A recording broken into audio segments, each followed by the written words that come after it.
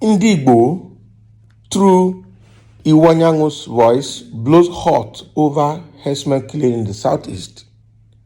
Says Ndigbo will no longer fold their hands to watch things happen and go the way it's going. So they now, I know that they're finding it very, very uncomfortable. And it's unfortunate that the political leaders and the governors are actually not doing anything about it. But it seems like Ndigbo want to do something different about the incessant killings in Igbo land. Let's see what they have to say.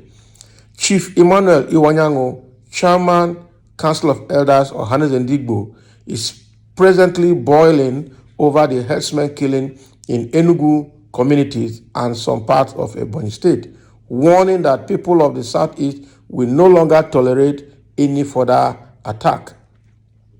Addressing newsmen on Thursday in Owerri, the elder statesman noted that an attack at one Igbo citizen is an attack to all, describing the attacks as hostility to Ndigbo. Of course, that is what it is. The Ohanese Council of Elders view this situation as a declaration of hostility against the Igbos. Make no mistake about it, any attack on an Igbo man anywhere is an attack on all Igbos.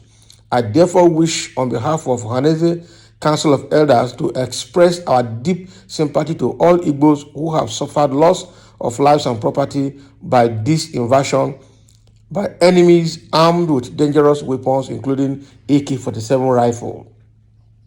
No Igbo man should be killed unjustly. If they erred, they should be tried. Council of Elders have requested me to review the situation. We have not stopped anybody from coming to our land. Why are they being killed? We are not going to fold our hands to see innocent blood of our people being shed.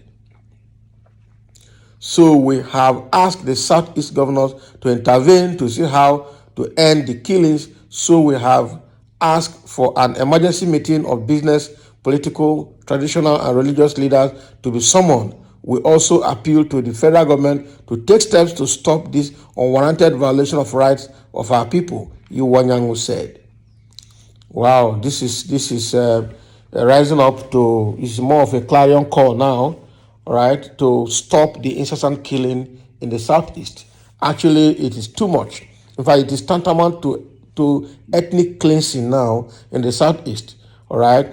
Now, the worst of all is that these herdsmen and these bandits are doing this activity. If you attack them in a way to protect yourself, the government will send the armed forces, the military, to come and protect them, and they also start killing the people in the southeast.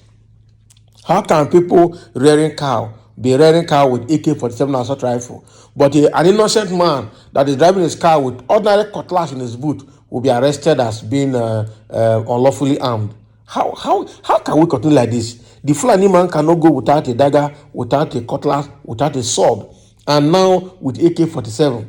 Now the narrative they provided some years ago, I think in the first term of this current administration, is that those guys are carried, that Murik provided that, and Mark Ban provided that narrative or that explanation, that the guys are carrying AK-47 to protect their cattle because the locals are killing their cattle and using them and eating them. So they carry AK-47 to protect themselves and their cattle. Does that make sense?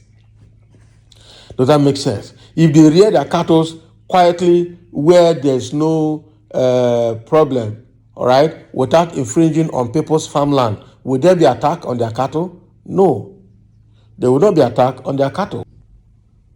So how come they are now carrying AK-47 everywhere? You understand? Because the truth is that there is a hidden agenda in carrying that AK-47. It is not just to protect the cattle. Now look at what they're doing with it. It's part of the Fulanization agenda.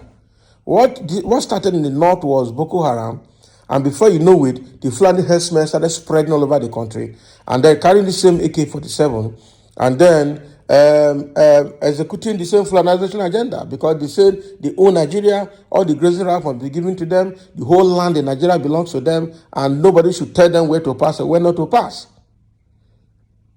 You understand? And all of this has led to attacks and reprisal attacks between them and the local landowners and local farmers.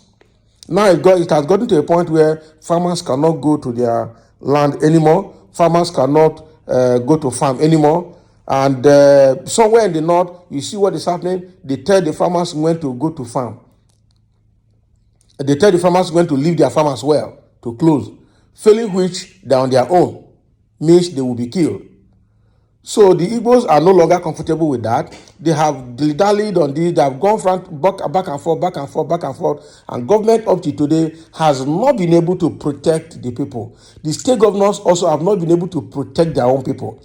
All right. Now the people, the Ndigbos under the Ohanese, have now come up with a kind of clarion call and action to be taken, a decisive action to be taken by the locals to protect themselves from the activities of the herdsmen, because it's getting too much. It's getting it cannot no longer be tolerated.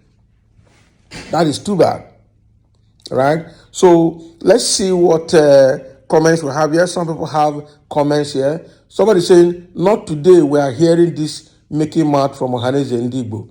Please, how is Ebubago?" All right. So the fact here is that Ohanese and Ndigbo have been talking, but again, the government still have the tools and the power and everything to do what is right. All the people can do is actually call on government to do the needful. But now that it's getting out of hand, probably the Ndigbo want to do something different this time around. Now about the Ebubago is almost like a political thug right now in the southeast, because they were actually constituted and approved for them to protect lives and property. All right, but that is not what is happening now. Rather, the governors in those states are using them as political talks against their political opponents. We saw how Ebubago in Ebonyi State had to, disturb the Labour Party and shoot some of them there. We saw how Ebubago in Enugu State arrested, I think, a PDP secretary to the state or so. So we don't understand what is happening.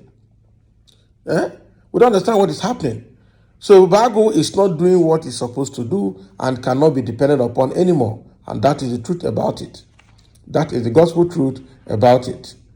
All right. Somebody saying that is how you don't tolerate until they finish your Imo State. It could have been better if you had Thanksgiving at your state than London to enjoy with your family. If you don't care or act to save your people, nobody will do it for you. Fulani everywhere in Igbo land. That is very good. Somebody is calling on these people to act fast. That is what the summary of this statement. All right. They don't have to say, I don't tolerate until the whole people is finished. It's not just Imo State, it's almost the whole of Southeast, especially Ebonyi State. Because Ebonyi State is a boundary between both Benue and the Cross Rivers. That location is where they are even using. That state is where the Northerners and the Fulanis are using to enter the Igbo land. So, and unfortunately, the governor of that state, Ebonyi State, is now an APC baby and cannot cough anymore. All right. So somebody is saying, "Oh God, we need action." Yeah. So by the time they finish their meeting, I'm sure something will happen. Let there be practical actions. Your anger is worthy. That's fine. You have a genuine anger. All right. They call it holy anger. All right. So let it translate into action and let something happen immediately. So all of this were foretold before, but you guys neglected it. Yeah. So people saw it coming. Even now, this is part of the thing he's saying. And this is the part of the sins that committed that made this current Fulani government to lock him up permanently. All right. Because he has said all of this and people thought he was talking rubbish. But now everybody's eyes is opening now. So thank you for listening. This is what Iwuanyanwu and the Ohanese Ndigbo is planning to do. They're rising up. They're no longer comfortable with the killing in Igbo land, and something has to be done immediately, and they're working to get something done immediately. So thank you for listening, and let's have your comment as well.